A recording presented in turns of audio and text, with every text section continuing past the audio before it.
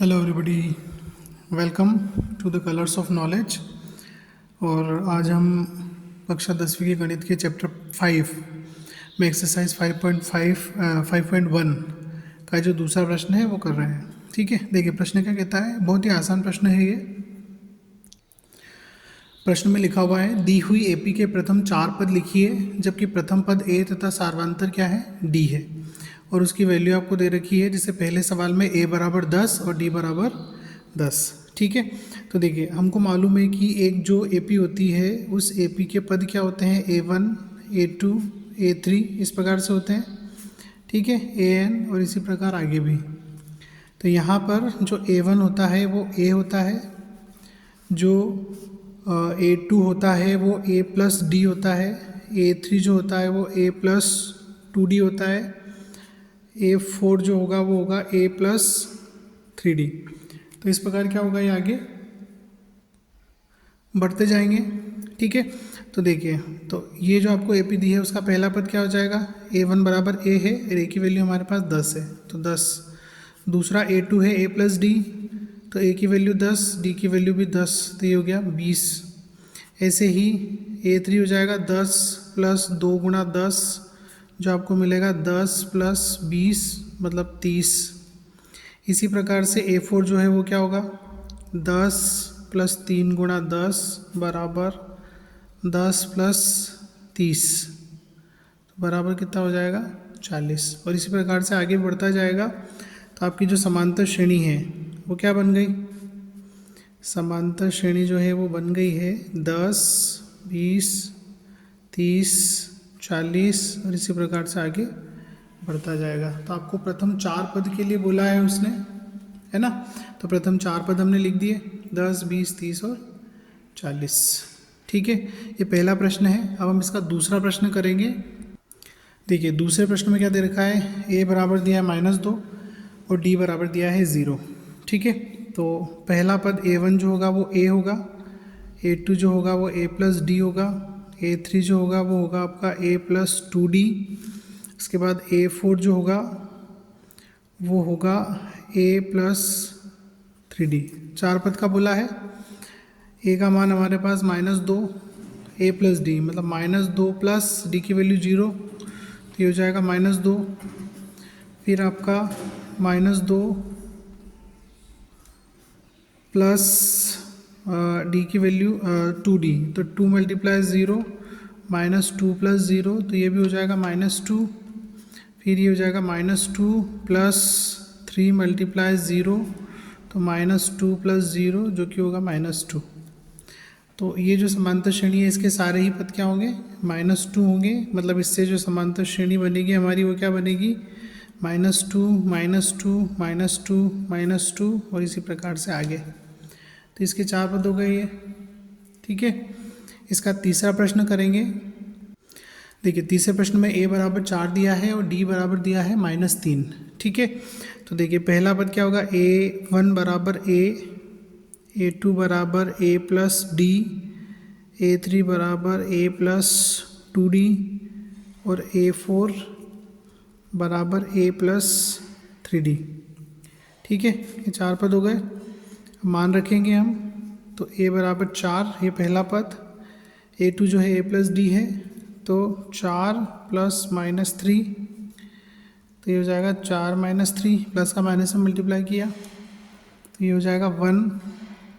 फिर 4 प्लस 2 गुणा -3, तो ये हो जाएगा 4 और प्लस माइनस माइनस 2 दिया 6, तो ये हो जाएगा आपका -2। फिर ऐसे ही 4 प्लस 3 गुणा -3। ठीक है, तो 4 प्लस माइनस 3 3 9, 9 में से 4 घटाएंगे तो आएंगे 5 जो कि माइनस के होंगे। ठीक है, तो आपकी ये समांतर श्रेणी क्या बन जाएगी, यहाँ पर जो पहले 4 पद है समांतर श्रेणी के, पहला तो 4, दूसरा 1, फिर -2, फिर -5 और इसी प्रकार से आगे भी बढ़ते जाएंगे। तीसरा प्रश्न हो गया। अब हम चौथा प्रश्न करेंगे। देखिए चौथे प्रश्न में दिया है A बराबर -1 और D बराबर 1/2। तो जैसा कि हम जानते हैं पहला पद A1 बराबर A दूसरा A2 बराबर A प्लस डी, तीसरा A3 बराबर A प्लस 2D, चौथा जो है A प्लस 3D। ठीक है, तो A आपका -1 A प्लस डी, मतलब -1 और प्लस 1/2। इसको थोड़ा सा सॉल्व करना पड़ेगा हमें, 2 लघुत्तम आएगा। ठीक है, तो 1 दूनी 2, माइनस के 2 और प्लस का 1, तो माइनस का 1/2। ठीक है, थोड़ा स्पेस कम है, इसको थोड़ा सा आगे बढ़ा लेता हूँ, मैं नीचे लिख लेता हूँ। देखिए तीसरा पद जो होगा A3 हो जाएगा आपका A प्लस 2D। तो A की वैल्यू हमारे पास क्या है, -1 प्लस 2 मल्टीप्लाई 1/2, 2 से 2 यहाँ कैंसिल हो रहा है, -1 प्लस 1 ये हो जाएगा 0। A4 जो है वो आपका है A प्लस 3D।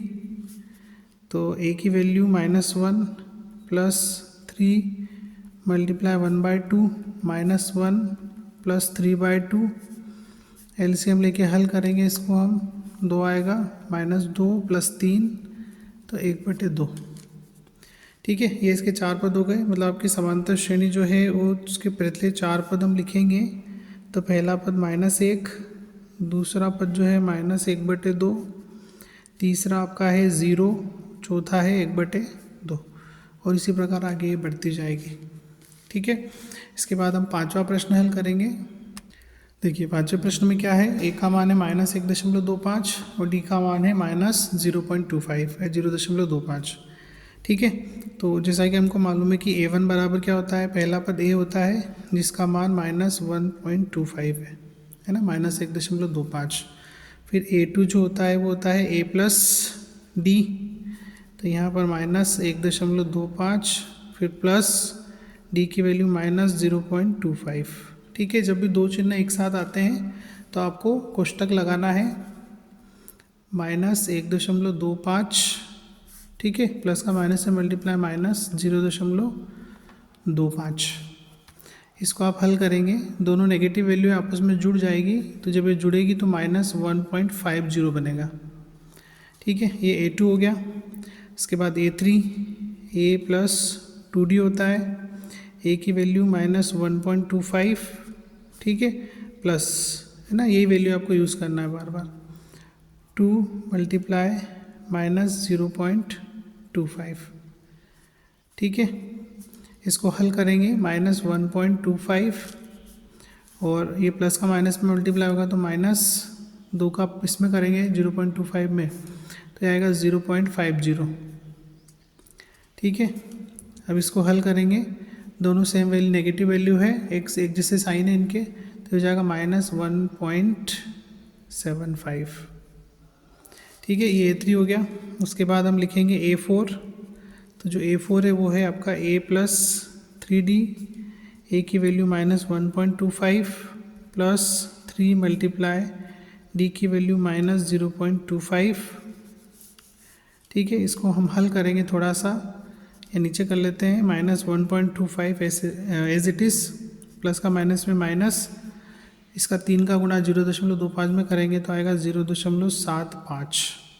ठीक है, अब दोनों जो वैल्यू है वो समान चिन्ह की है, दोनों ऋणात्मक है, आपस में जुड़ेगी तो क्या बनाएगा, 5 5 10 की 0 हासिल 1, 7 और 2 9 और 1 10 की 0 हासिल 1 और 1 और 1 2 और नेगेटिव, तो आपका ये पद क्या आ गया, -2 आ गया। ठीक है, तो इसमें हमारी जो समांतर श्रेणी है उसके प्रथम 4 पद क्या हो गए, पहला मान तो है -1.25, दूसरा मान है -1.50, तीसरा मान है -1.75, चौथा मान है -2। ठीक है, और इसी प्रकार से आगे भी ये वैल्यू क्या होती जाएगी, बढ़ती जाएगी। तो आशा करता हूँ आपको ये सवाल समझ में आया होगा, बहुत ही आसान है और 2 नंबर में एक प्रश्न अवश्य पूछा जाता है बोर्ड एग्ज़ाम में, तो उसकी तैयारी करें आप। ठीक है, बड़ी आसानी से हो सकता है, हो जाएगा, थोड़ी सी प्रैक्टिस करें। थैंक्स फॉर वॉचिंग, वीडियो को लाइक करें, चैनल को सब्सक्राइब करें, मुझे सपोर्ट करें। Thank you.